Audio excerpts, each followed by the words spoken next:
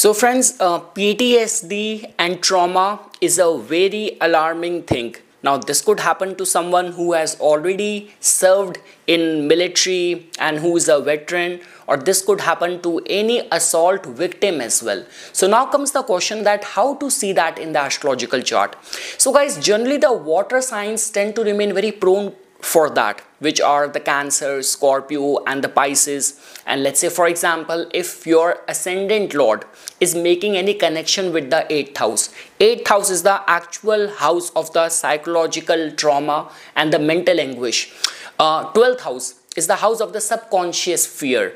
And generally we say this thing that the psychological pressure point is generally seen with the Saturn and the Rahu, and the trigger point is always Mars and Ketu. So let's say for example guys, your moon is placed in the 8th house, your moon is placed in the 12th house, and especially if you are a Scorpio rising, I have seen that these people tend to get very obsessed about things. They find it very difficult to let go or move on.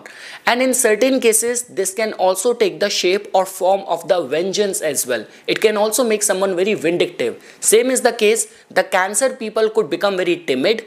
They can keep on having the relapse of the same situation, and with the Pisces, the same thing running behind their mind. So I mean to say guys, whenever we find these kind of traumatic situation where someone has been in an assault situation and still facing the demons of that generally happens because of the involvement of the water signs, Cancer, Scorpio, Pisces. And even if you have to involve nakshatra in this calculation, in this combination, so Ashlesha, Jeshtha, Revati, Ardra, Mula and Purvabhadrapada natives making any connection with the 8th house, with the 12th house, psychological pressure point is Saturn and Rahu, and the trigger point is always Mars and Ketu.